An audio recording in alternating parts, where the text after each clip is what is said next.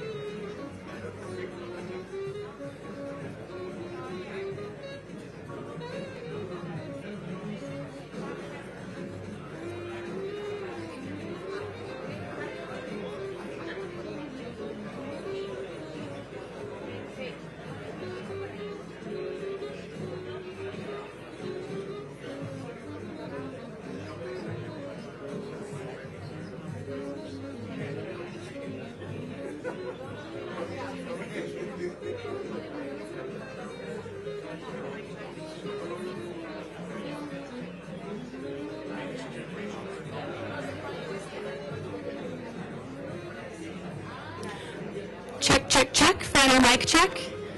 Check, check, check. Final mic check. Thank you so much. Check, check, check. 1, 2, 3. Okay, thank you so much. All right. Final mic check. Thank you so much. 3, 2, 1, 2, 4, 5.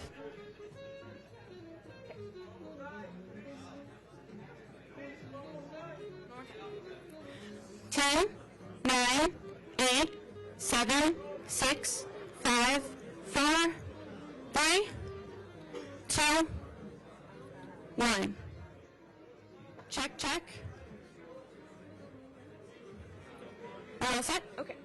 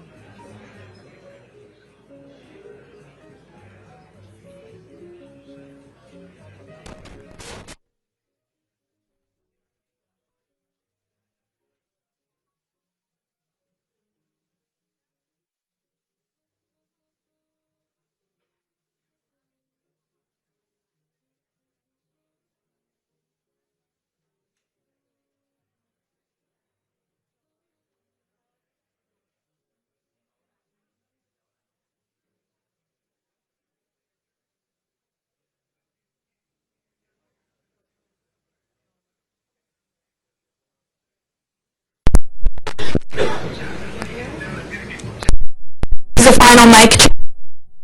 30, 29, 28, 27, 26, 25, 24, 23, 22, 21, 20. Are we good? Alrighty. Thank you so much, guys. Keep going, keep going. I'm going, I'm going. Checking the mic, making sure we are all set. We have the music off. Check, check.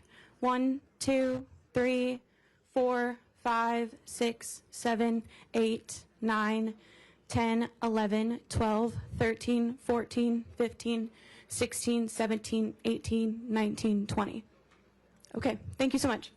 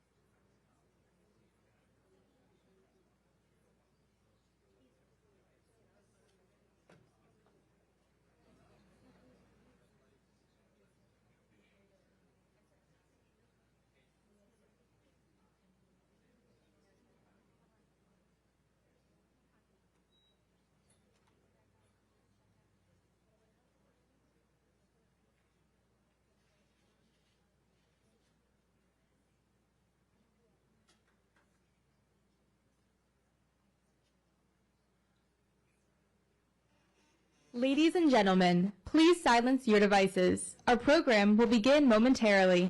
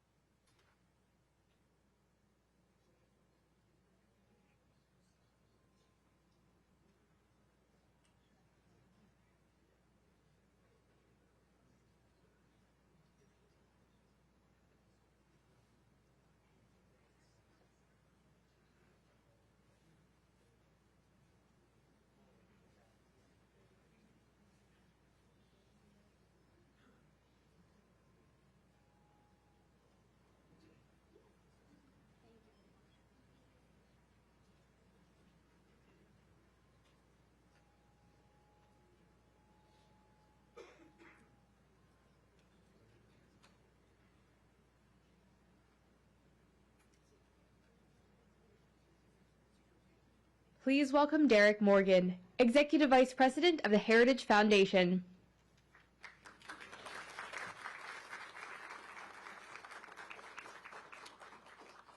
Thank you very much, and welcome everyone to the Heritage Foundation. We're delighted that you joined us today, and thank you for your patience as well as we undergo a historic event here. I have a few very brief words, and then I have the privilege of welcoming our distinguished guest, who will give remarks and then answer questions from the media.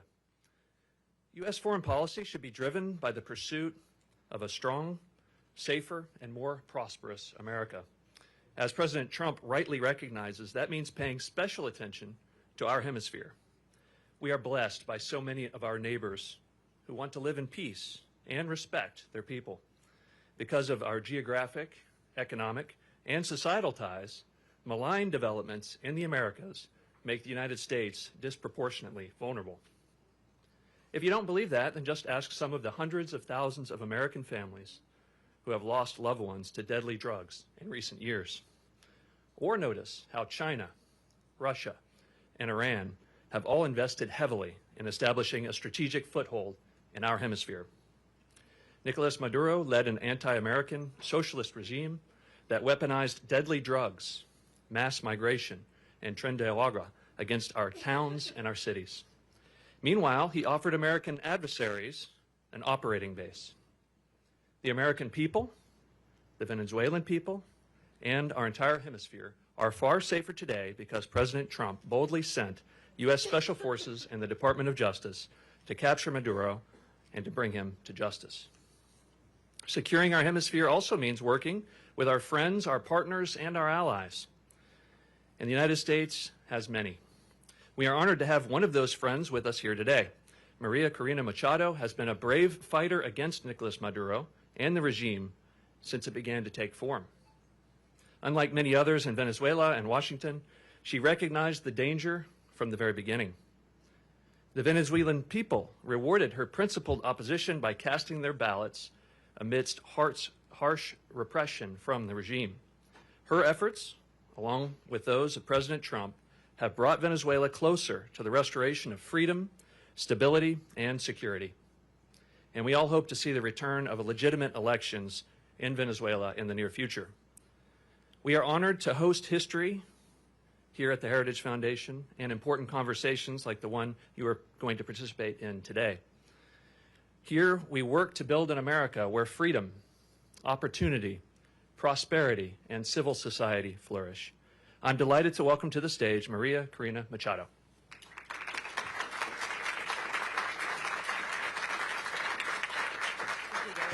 Thank you so much. Thank you very much. Thank you very much. So, such a pleasure to be here. Very grateful to the Heritage Foundation and every one of you to join us this morning. I have to say that looking back what has happened in the last years and especially in the last days, it seems like a miracle to be sitting here in a free country in front of people that have also given their lives to fight for freedom and justice and democracy. And that's why I am very honored, not only with the Heritage Foundation, but with every single citizen of this country that has welcomed us and has honored the immense struggle that the Venezuelan people has fought for so long. And finally, we can say that we are, yes, the threshold of freedom. On January 3rd, 2026, a new milestone was achieved, and we are definitely now into the first steps of a true transition to democracy that will have not only immense impact in the lives of all Venezuelans, those who stayed in our country, those who have been forced to flee around the world, but that will have immense impact in the region, in our hemisphere, and I will say even further in the whole world. Because what we have proven is that a people determined to be free, even without resources, without money, without the free press supporting, even facing the most cruel tyranny, can prevail, because the force of conviction and the force of love is the strongest of all. I am very proud to be part of this generation of Venezuelans. Most of them have never known what it means to live in freedom or what it means to be part of democratic society, but they have risked their lives, their loved ones, everything they have, because they share that dream to live in a free country. It's all about human dignity. It's all about justice. It's all about love.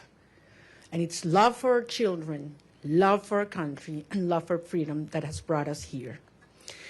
Now we face a very complex and delicate process. And as Venezuelans, we are absolutely grateful to President Trump, his team, his administration, and the people of the United States, because it took a lot of courage to do what he did. And he did it, yes, on behalf of the American people, but also because he cares for the people of Venezuela. And he told me that yesterday. And I think that was the most important message I can bring back to my country. Tell the Venezuelan people that the American people and the President of the United States truly cares for the life, the well-being, and the future.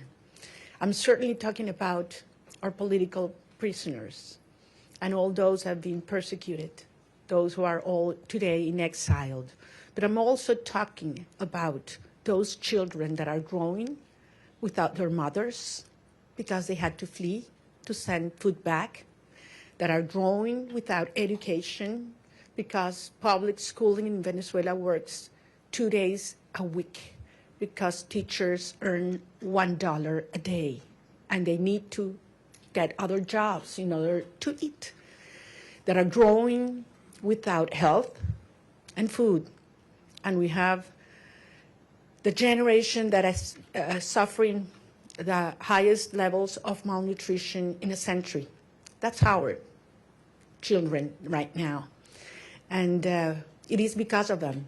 It's because of saving lives that we're doing what we're doing right now. And that's why we're going to win.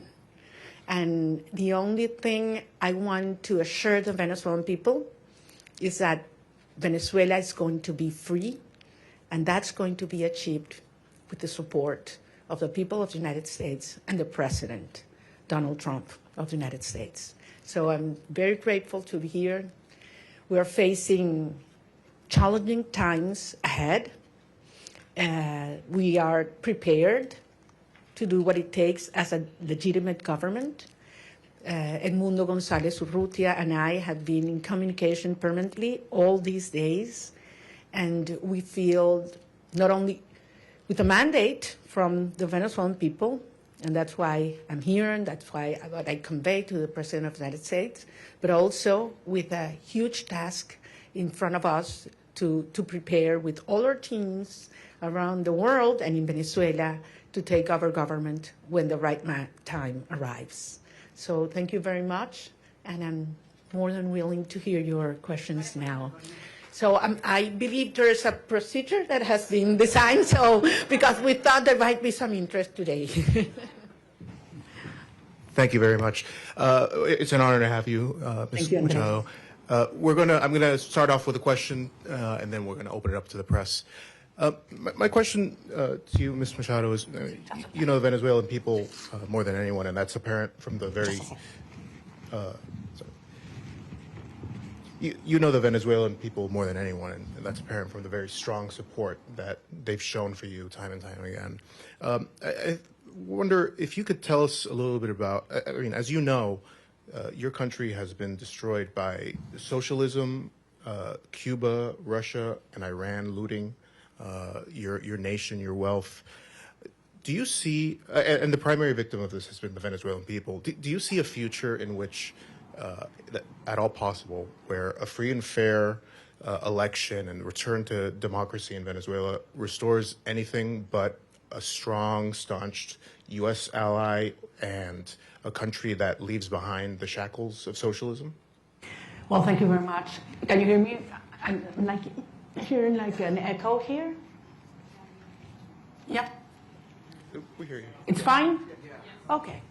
Well, I'm very glad. No, there's a problem with an echo, right? No, please.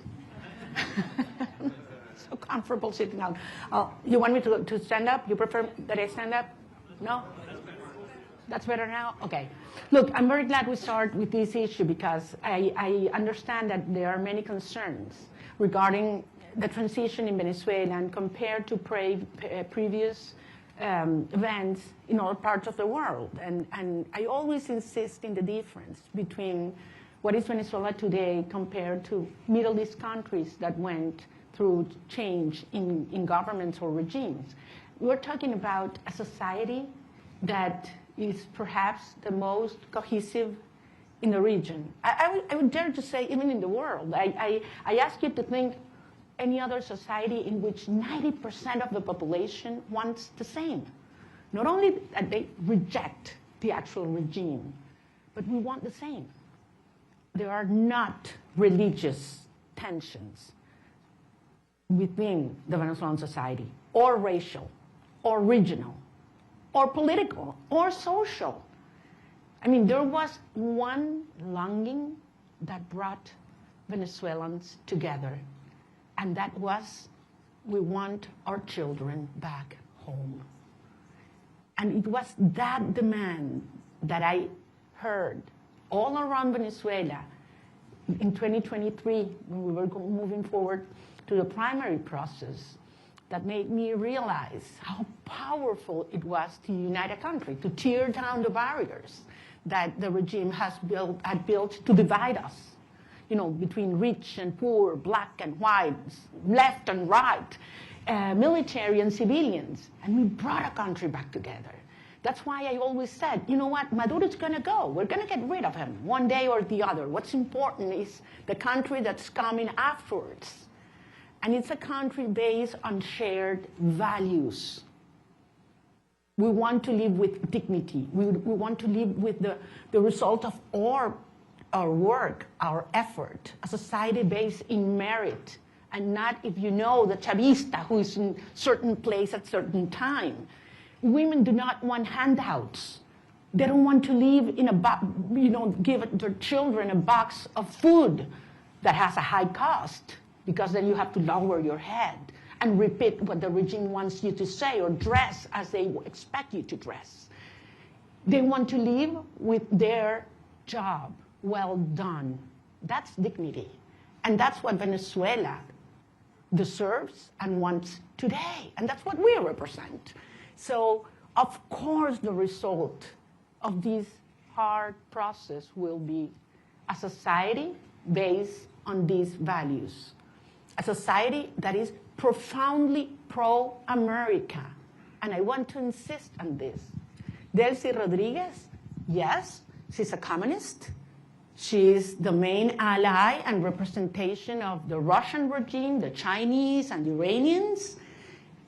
But that's not the Venezuelan people, and that's not the armed forces as well. So I am profoundly, profoundly confident that we will have an orderly transition. This is a complex phase we are right now. Some of the dirty work is being done by them.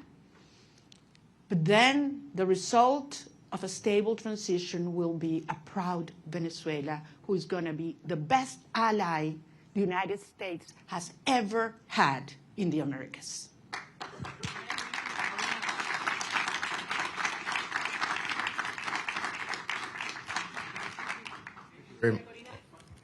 We're going to have a person come up and Sorry for that. I'm gonna leave. Thank you very much. Hi, thank you very much for coming. I realize there's a lot of interest. We're going to try to get to every question. I'm going to go through a list. There's outlets that have more than one reporter accredited, so I would like to please ask you to raise your hand so we can get one of our kind staff to bring the microphone to you as I call you out. Julio Vaqueiro from Telemundo, please. Hola, Julio. Hola, María Corina. Qué gusto verte aquí en Washington, D.C. El presidente Donald Trump, su gobierno, está hablando y trabajando con Delcy Rodríguez, así lo han dicho ellos. Usted le dio el premio Nobel de la Paz al presidente Trump en su encuentro ayer. ¿Qué le dio el presidente a usted? ¿Un reconocimiento de su legitimidad como opositora con el mandato de encabezar esta transición en Venezuela? Gracias, Julio. Yo no vine a buscar nada para mí. Vengo aquí en representación del pueblo de Venezuela que eligió a Edmundo González Urrutia como presidente electo. ¿Perdón? ¿A que lo baje? Ah, los teléfonos. Ok. Entonces, repito, yo vine en representación del pueblo de Venezuela, que nos dio un mandato. Primero, el 22 de octubre del 2023. Ay, no. Ya va. Chicos, un minuto. Vamos a ¿se escucha bien o no? Ya, vamos a cambiarlo.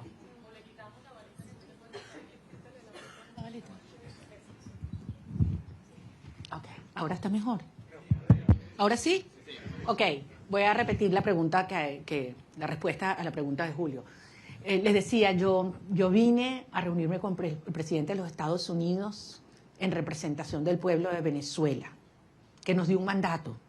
El 22 de octubre del 2023, cuando yo recibí más del 92% de los votos en las primarias, y el 28 de julio de 2024, cuando Edmundo González Urrutia, en las condiciones más extremas y fraudulentas, recibió el 67% de los votos de los venezolanos y lo probamos. Y lo probamos. Vine a recibir de parte de él un mensaje para los venezolanos.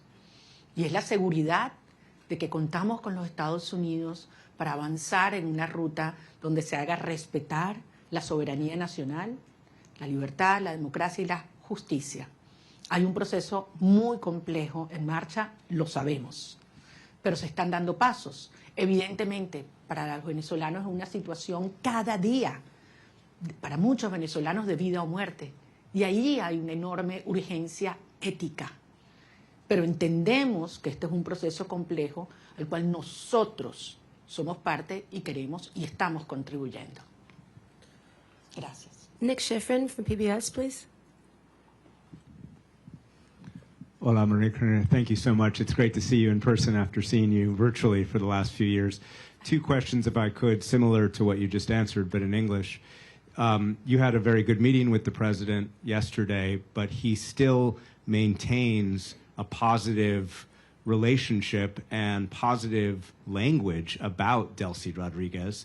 The CIA director was just there. So what's your message to the president and to the United States when U.S. policy is still to support the Chavismo government that still exists in Caracas?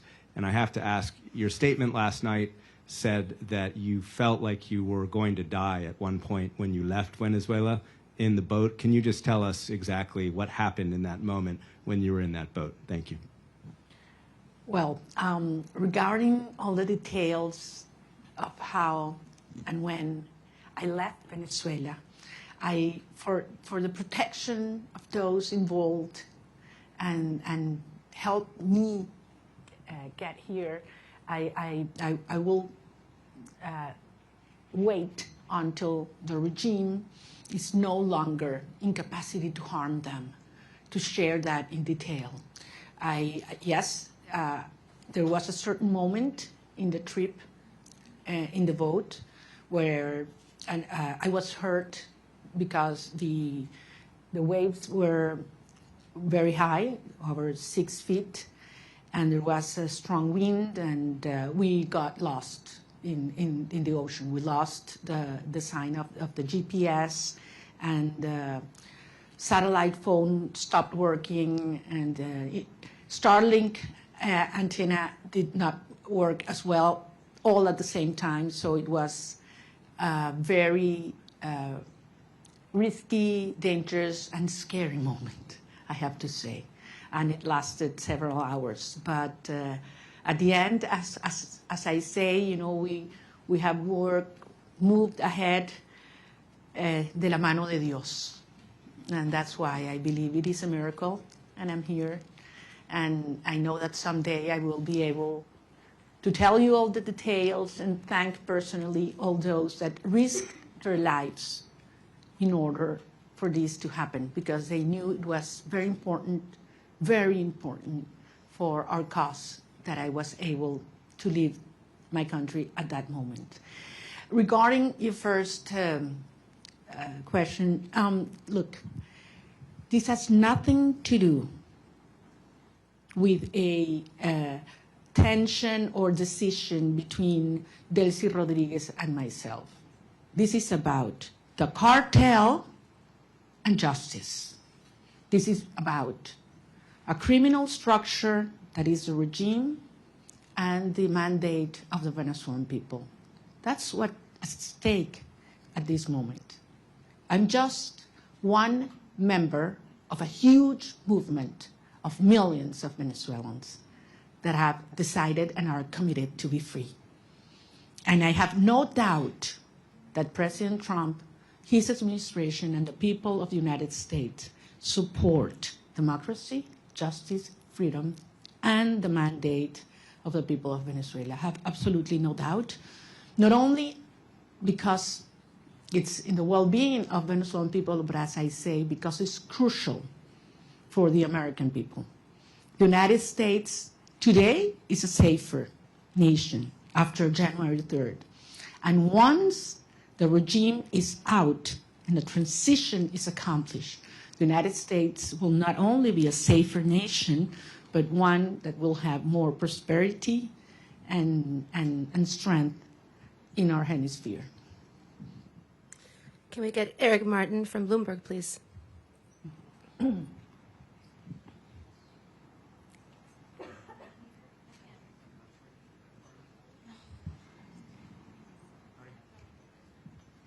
I see. Sorry. Thank you. Maria Corina, would like to ask you about the timeline for democratic transition within Venezuela, because obviously the Constitution calls for within 30 days a new election. You've already been recognized by a number of countries, including the U.S. in 2024, Edmundo Gonzalez as having won that election, and accusations that the election was stolen by the Maduro regime. As you've mentioned, you overwhelmingly won the primary in 2023. Do you have an expectation, is your expectation that the next step in this process would be a new election in Venezuela? Do you expect that to happen in 2026? Or what does the roadmap look like from getting from today's government by Delcy Rodriguez, the government de facto that is in control, to a democratically elected government? Thank you. Thank you. Thank you, Eric. Well, if the Venezuelan Constitution were respected, we wouldn't have 1,000 political prisoners. We wouldn't have 9 million people, fleeing and living around the country. We wouldn't have our president-elect exiled in Madrid. I mean, he would have taken power on January 9, 2024. So 2025, sorry. So we realize that there's no rule of law in Venezuela. I don't know actually if you're aware, Venezuela is currently in the last place globally in terms of rule of law. Out of 142 countries that have been evaluated by the World Justice Project, Venezuela is in place 142. So much for the Constitution. At the end, it is a matter of strength, and that was what made this process, starting on January 3rd, happened. I mean, that was the main difference. The regime realized that they are facing the strength of the people organized, but mostly, in this last phase, the strength of the democratic allies that are concerned about the structure of the regime, of the criminal regime in Venezuela. So this is a process that has several phases. We are in one that it's complex, as I said, in which the regime is forced to dismantle themselves. Some of the structures that have been maintaining them in power, starting with the repression system that requires not only that all political prisoners are liberated, but that they are free. The fact that you are not in a prison doesn't mean that you are free. In Venezuela, they have left the jails, but they cannot speak to the press. They cannot leave the country, and they are still terrified. All torture centers have to be closed, and certainly there have to be guarantees for journalists to speak out, and those who have left the country to come back and organize and make the will of the people be respected. Eric, believe me, I understand the urgency. I have been speaking with the families, not only of those that have been freed or liberated these last hours, but especially with those that have not, and that they don't know where their loved ones are right now. They have simply disappeared. I'm talking about hundreds of people. Actually, we found out in these last hours that there were more political prisoners than we thought, because many families had been scared just even to denounce that their loved ones had been in prison or disappeared by the regime. So some of those that have been liberated were not even registered by us. So, and this is still in place. I mean, there is a criminal structure of terror not only on the civilian population, but also in the military. So that one of the main urgencies and priorities that have to take place in the days to come is we need to dismantle that terror structure by the DGCIM or la Casa Militar, which are those that have committed crimes against humanity and that are those that have not only the civilian but the military under terror and neutralized. Once these steps are taken, then we can move forward in the reinstitutionalization of our government, and eventually we will have free and fair elections. And I'm talking about governors, mayors, National Assembly. We need to have, the will of the people be expressed freely. I have to remember that in the last election, presidential election, where our president-elect Edmundo González won, nearly 40% of Venezuelans that have a right to vote couldn't do it because the regime wouldn't allow them. That's one of the main things we need to correct. Every single Venezuelan living in Venezuela or abroad should have the right to vote as soon as possible. Thank you. Gaby Peroso from BPI, please.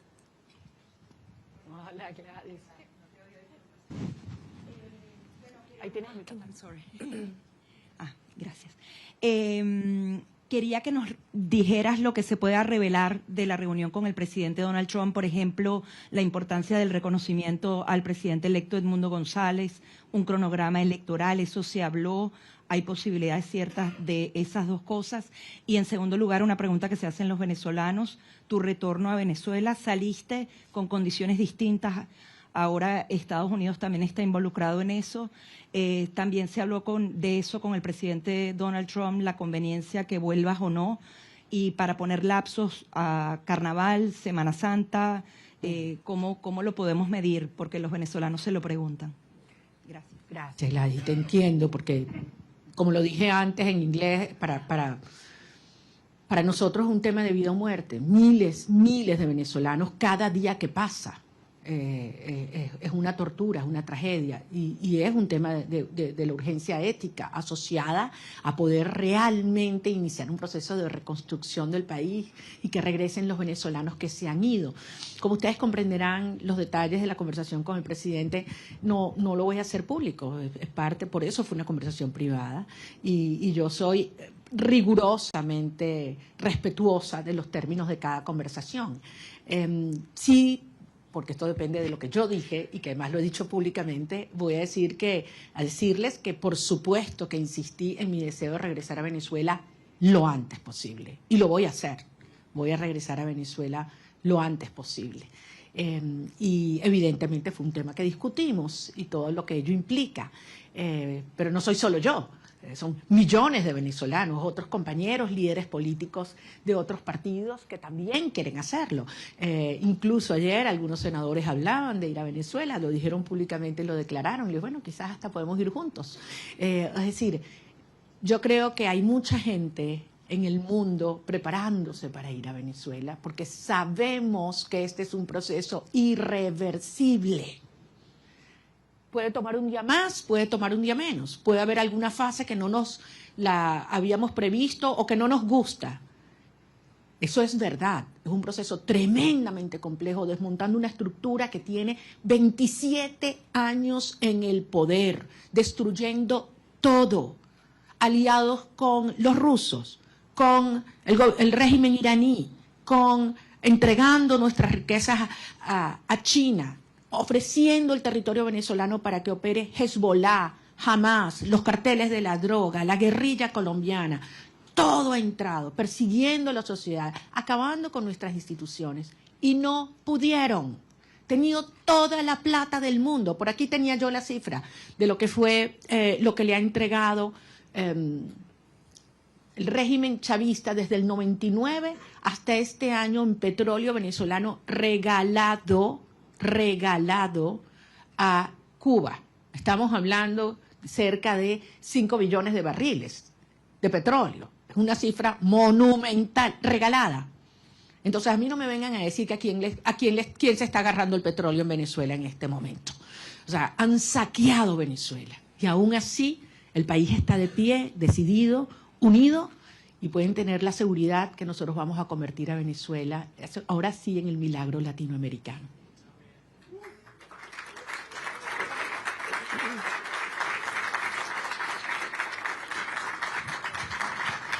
So this was stated until, this was supposed to last until noon. It is now noon, but if everyone's game to stay, we stay. Paolo Mastrolli from La Repubblica, please. ¿Dónde está? No veo. Allá, allá. Paolo, está el... Thank you very much for doing this. You met in Rome with Pope Leo. Can you talk about what you discussed with him, if the Holy See is willing and able to help you in this transition? Thank you very much. That was a very important meeting. I'm a Catholic, as you know, and believe me, during my trip, I prayed a lot. So I was able not only to talk to him, but to present to him some of the rosaries that I had brought with me during the trip. And it was a day that marked my life in a personal dimension, but also I had a reassurance of the Holy Father that he knows very well what's going on in Venezuela. He knows what the Catholic Church is going through because of the persecution and pressure on our bishops and priests and nuns. And I believe that he's not only concerned, but actively helping and supporting a peaceful transitional process to take place. I think it was a very important and timely message to Venezuelan society, which is mostly, as you know, Christian. So I think it couldn't have been in a better moment, and it brought a lot of hope and reassurance to our people. Thank you. David Alandete from Diario ABC, please. Aquí está, David.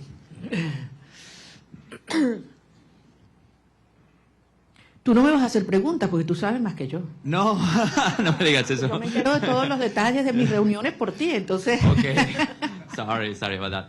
No, te pregunto en español. Dale, David. Okay.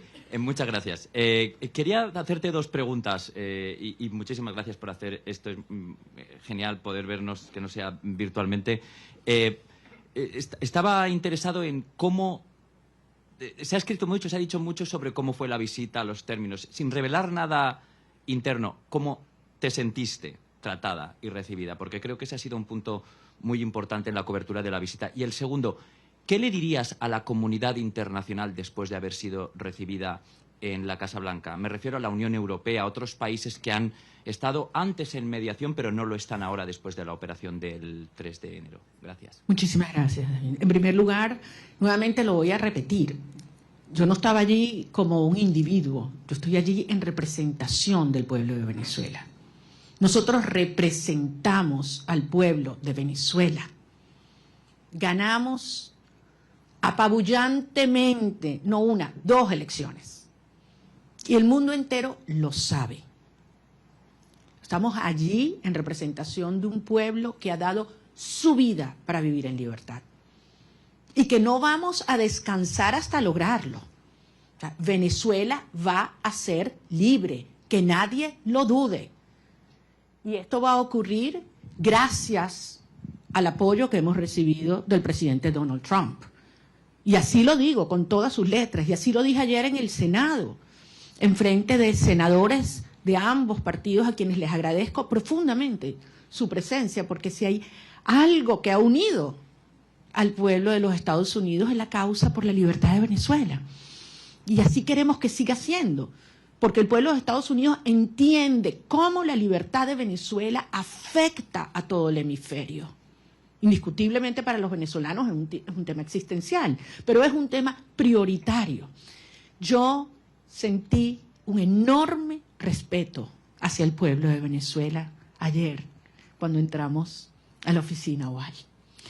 Y no sé cuánto iba a durar la reunión, pero la verdad es que sentí que pasaba el tiempo, podíamos conversar de todos los temas con absoluta honestidad, crudeza. Bueno, ustedes me conocen como yo soy, yo digo lo que siento, lo que pienso y con mucho respeto, sin lugar a dudas. Estoy nada más y nada menos que en la oficina del presidente de los Estados Unidos, frente al presidente de los Estados Unidos, pero consciente de la responsabilidad de este momento único.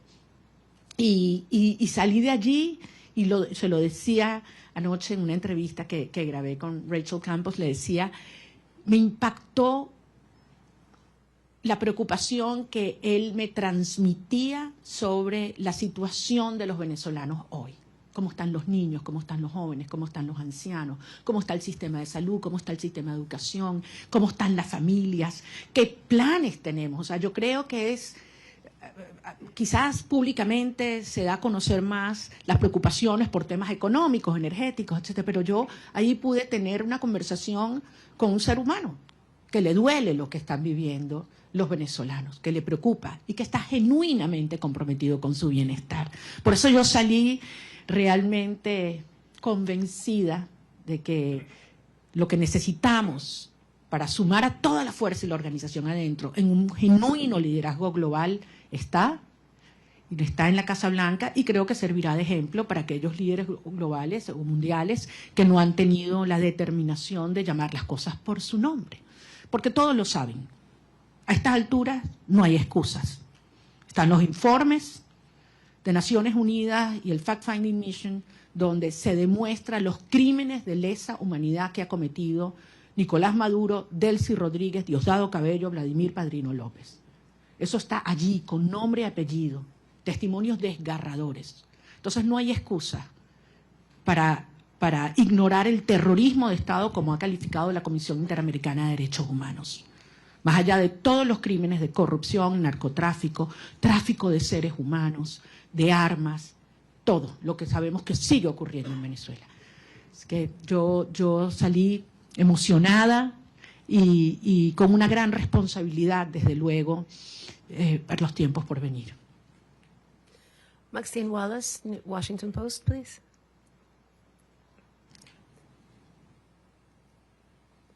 Maxine is not here. Washington Post. Washington Post, here.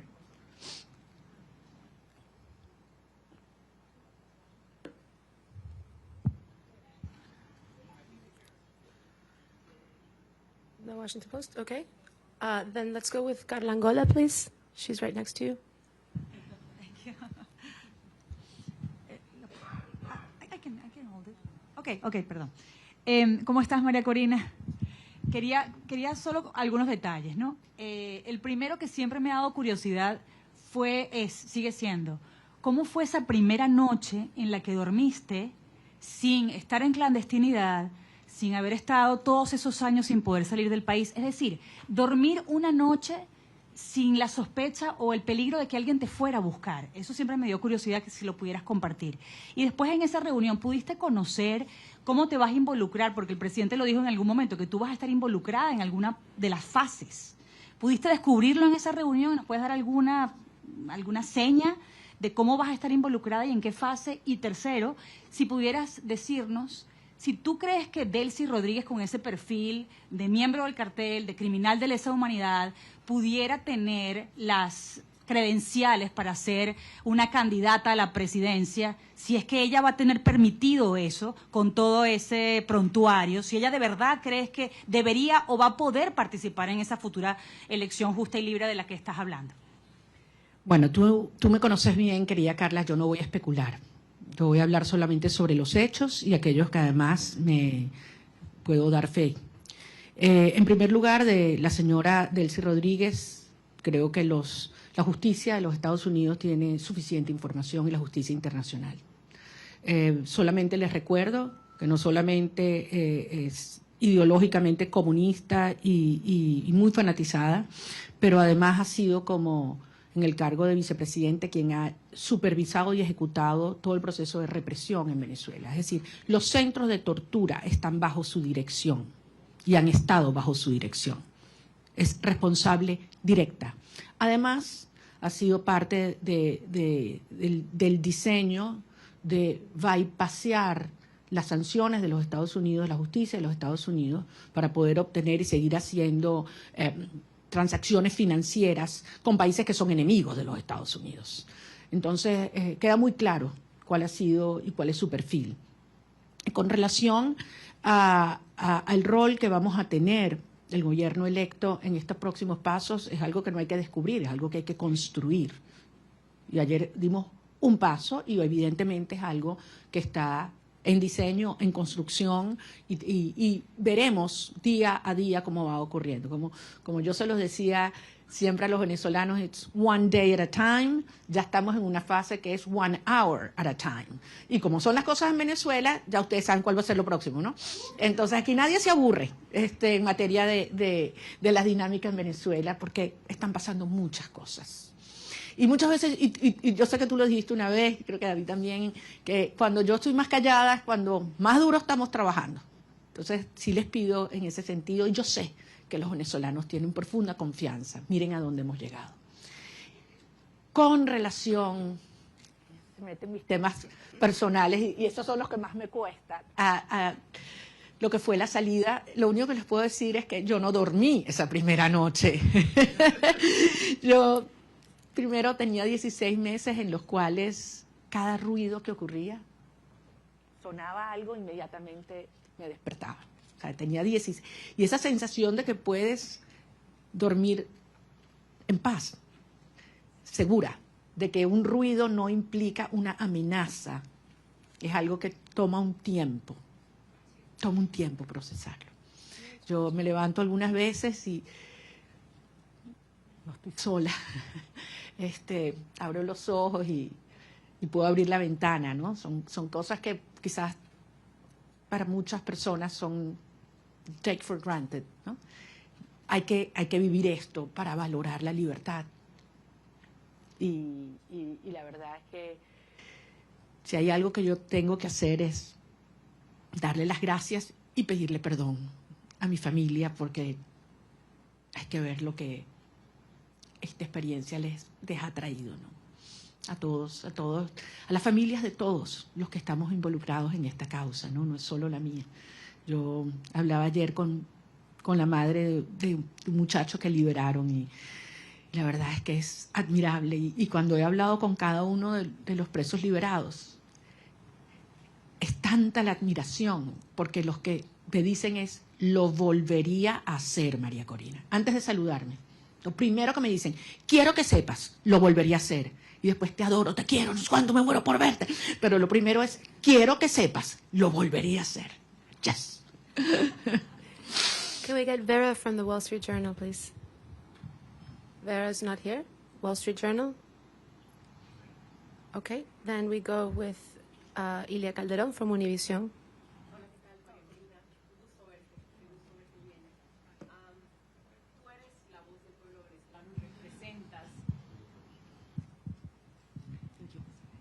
Tú eres la voz del pueblo venezolano y representas al pueblo venezolano.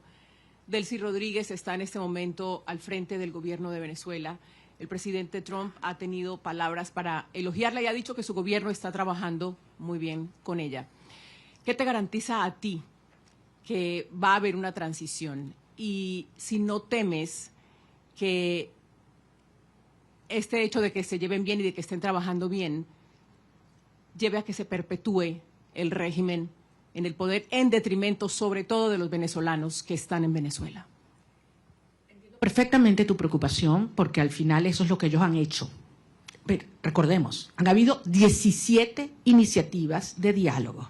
Esta no es la primera, de aproximación o negociación, acuerdo. 17. Todas, absolutamente todas, lo que el régimen buscó fue ganar tiempo, legitimidad y plata. Y se salió siempre con la suya. Todo lo que se comprometían a hacer lo violaron siempre. Entonces, es lógico que el pueblo de Venezuela tenga esta preocupación. Pero la señora Delcy Rodríguez en este momento lo que está es cumpliendo órdenes.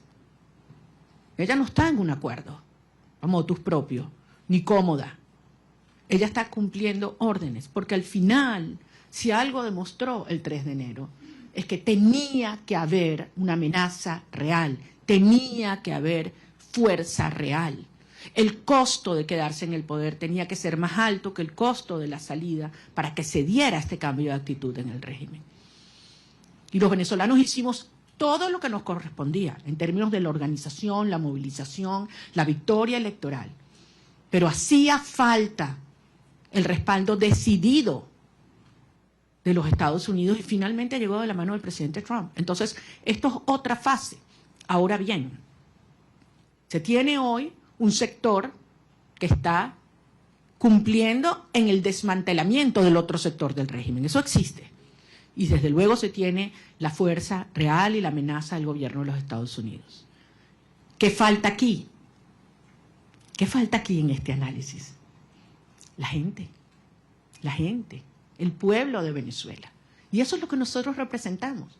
La legitimidad y la garantía de una transición ordenada que tiene que tener el respaldo del pueblo de Venezuela. Cuando tú tienes un pueblo unido, no hay manera de ignorarlo. Y yo sé que ese no es el objetivo del presidente Trump o del secretario Rubio, todo lo contrario. Es acompañar y apoyar al pueblo de Venezuela en su derecho de ejercer la soberanía popular. Ahora, estamos en una fase compleja que aspiramos poder cumplirla de la manera ordenada, controlada y más rápida posible. Yo no voy a adelantarme a poner fechas y a poner calendarios porque sería una irresponsabilidad. El 2 de enero, ¿quién habría pensado que estábamos tan cerca de iniciar esta fase? Y nos dijeron que era imposible, by the way.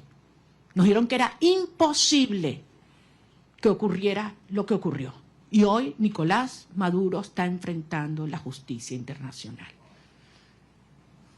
Dime tú la magnitud del paso que hemos dado. ¿Estamos listos? Obviamente no. Pero fueron 27 años para montar esta estructura. Y estamos avanzando con paso muy firme. Y yo sé que esto se terminará acelerando y canalizando, porque finalmente los vectores están todos alineados. Falta, sí, como decía David, que algunos otros países alrededor del mundo, con firmeza y valentía, reconozcan que se está haciendo lo correcto y que lo acompañen. Yo creo que en este momento no es posible, porque depende de múltiples variables, pero nuevamente, trabajando duro para garantizar que podamos regresar a Venezuela con Edmundo González Urrutia también. Benjamín Álvarez, de Deutsche Welle. ¿No está Deutsche Welle?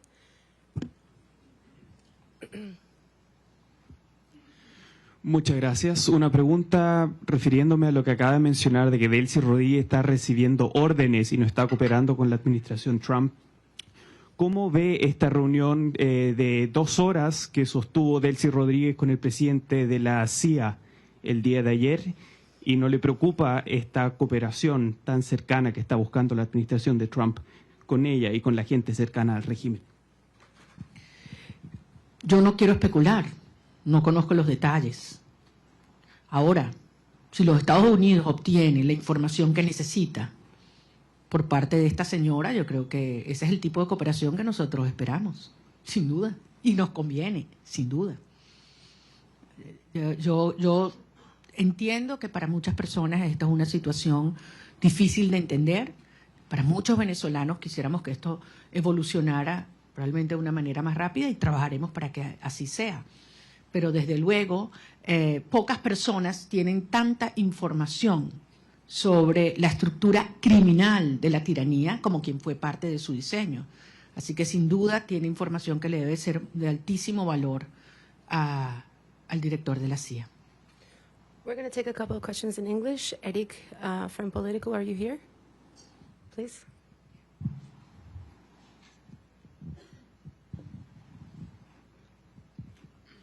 Thank you so much, María Corina. It's good to see you in person, as others have said. Today, Venezuela accepted its first deportation flights since the operation on January 3rd. It followed a month of pauses. There's been some worry that Rodriguez could use migration cooperation with the United States as a way to defray pressure to go towards elections or to dismantle criminal networks in the country. Do you share those concerns that she could use an issue that is very central to this administration's foreign policy? Thank you very much. We all know how this regime weaponized migration against several countries, not only the United States. And migration in Venezuela was designed by the regime. Wasn't, just spontaneously happened. It was designed by them. And certainly they've tried to use our people as that trade bargain, in trade to which is very, very painful. But I think everybody knows that the only way that we can have people on their own means, and talking hundreds of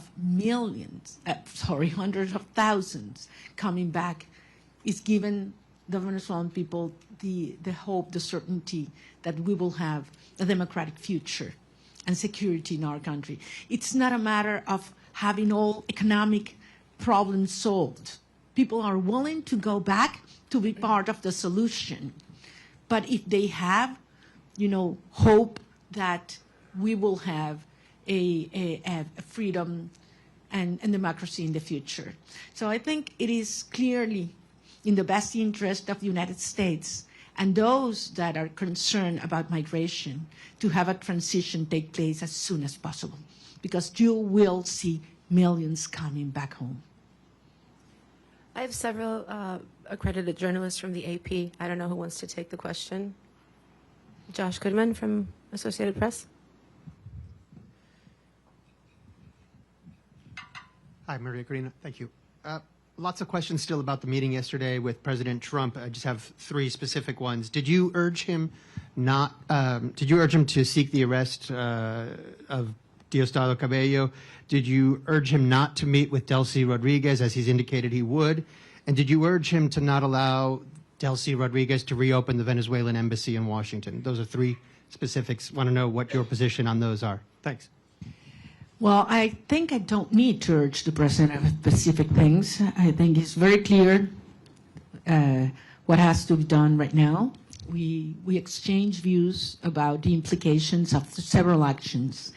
And I just want to tell you that I was very impressed of the degree of information he has, how closely he follows the situation in Venezuela, and how much he's concerned about the well-being of our people. Certainly, we did talk about the political prisoners and their families, and the importance to stop repression from the root in Venezuela right now, because you cannot talk of a transition, even in its first steps, if there's still repression in our nation.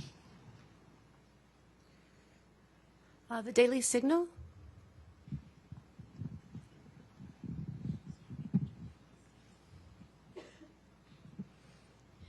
Thank you so much. Wondering regarding your meeting with President Trump yesterday, do you believe that you earned the trust of the president?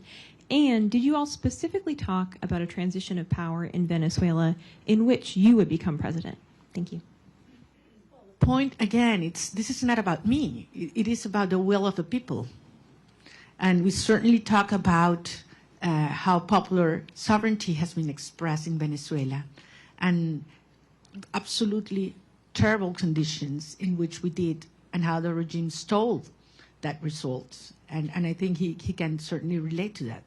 So I believe that the point here is Venezuela has decided as a nation to be united first, to unite back again, and to fight for a right to be free. And he understands the moment, and the implication for I would say, the whole hemisphere. We talked, and I would say this, I know you can imagine that about other countries, and specifically about Cuba and the implications of a transition to democracy in Venezuela, what would mean to Cuba. And I insisted in something I've said many times, that I believe that for the first time in history, we will have the Americas free of communism, dictatorship, and narco-terrorism for the first time in history.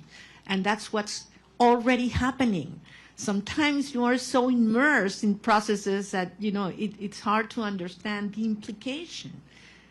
The geopolitical and historic implications. Imagine what this will mean to have these dictatorships finally gone in Venezuela, in Cuba, and Nicaragua. I mean, this is equivalent to the fall of the Berlin Wall in the Americas. So this is huge from a historic perspective, and this is happening as we speak. Torao Kono, NHK Japan. No? Japan media? Okay, can we get Mr. Rosen from Newsmax? Also not here. Okay. Jesus La Patilla, please.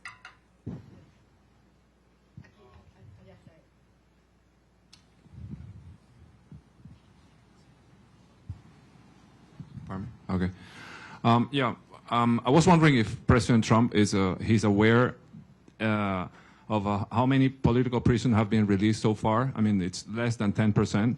And I was wondering if he's aware of that, and if he's told you some strategies that he will do to enforce, to make them release in the next months or weeks or something.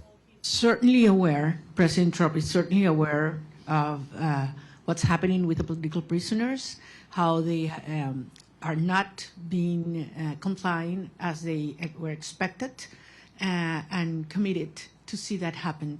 I have no doubt. Well, what specifically he plans to do, we didn't get involved into that, but I trust his word that that's something it will take place. And as you know, Jesus, and we've talked about this is one of certainly my top priorities right now, certainly. We do have another media outlet from Japan. If you're in the room, please raise your hand. No? Okay. AFP, Agence France Presse, over there.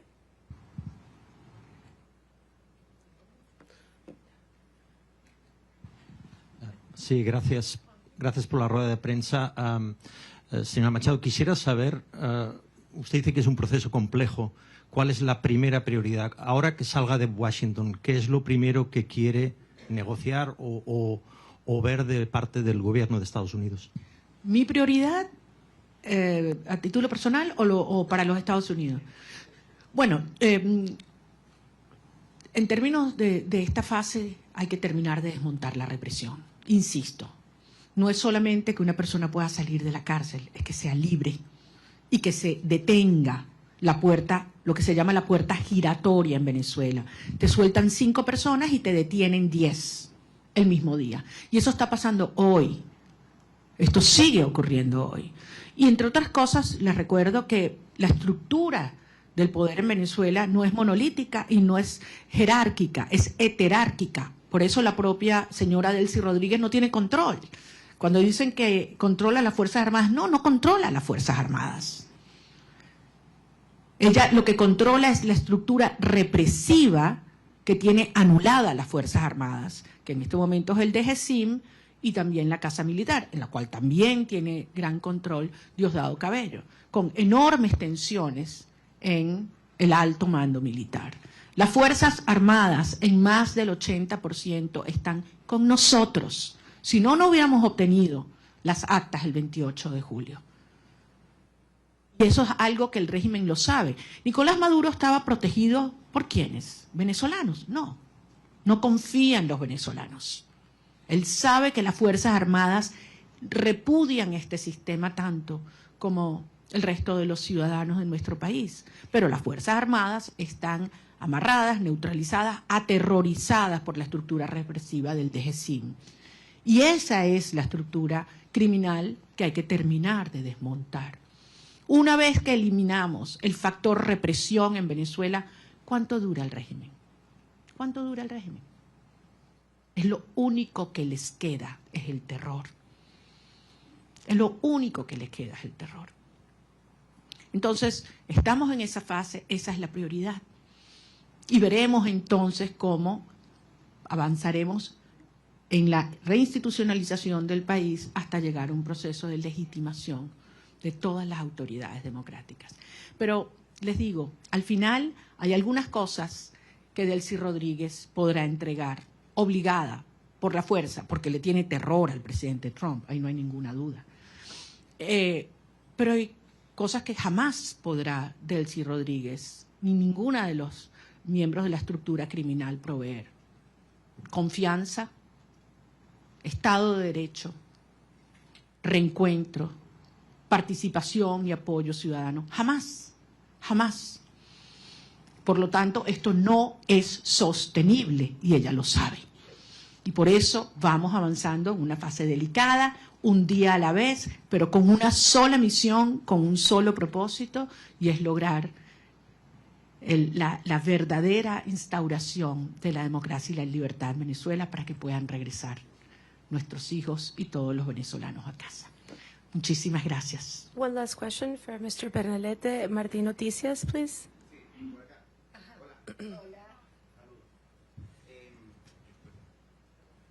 María Corina, gracias por la oportunidad, gracias a todo el equipo. Conversación que tenga prevista con el secretario Marco Rubio en virtud de recapitular un poco la orientación diplomática entre Venezuela y el gobierno de Estados Unidos, y hay alguna aclaratoria con los términos de cooperación energética entre Estados Unidos, dado que el secretario del Departamento de Energía dijo que hasta 2 años podría ser el control del petróleo en Venezuela. Bueno, nuevamente, las cosas en Venezuela se están moviendo rápidamente. Es evidente que mientras esté el régimen en el poder, no hay confianza para ninguna persona, para ninguna institución, para ninguna empresa, y por lo tanto existe este nivel de supervisión sobre los ingresos petroleros. Pero la transición en Venezuela, y como mismo dijo el secretario de Estado, las fases se solapan y esto puede acelerarse enormemente. Yo voy a tener varias reuniones en Washington y en otras ciudades sobre las cuales en su momento informaré, prefiero no hacerlo desde ahora. Yo sé que ustedes entienden, por respeto a las agendas y a los acuerdos con mis interlocutores. Pero en todo caso, quiero darles las gracias. Créanme que es toda una experiencia interactuar con periodistas que pueden libremente decir lo que piensan, hacer las preguntas que les salen del alma y no las que les imponen, y poderlos ver a la cara con un backing que no sea blanco. Y con el orgullo de decirles que lo que viene es enorme y que así como Venezuela hace 200 años fue el foco de la lucha por la libertad y la liberación de nuestra región, una vez más el futuro de la región de América Latina se está luchando en el suelo venezolano, y yo voy a regresar lo antes posible. Espero que muchos de ustedes puedan hacerlo conmigo también. Muchas gracias. Gracias.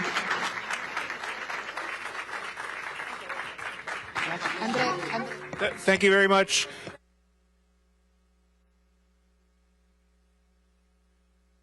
To file out, and then we'll all orderly come out the bat. But thank you very much. Let's welcome or thank Ms. Machado for her time. Muchas gracias. Gracias, Andrés. Gracias.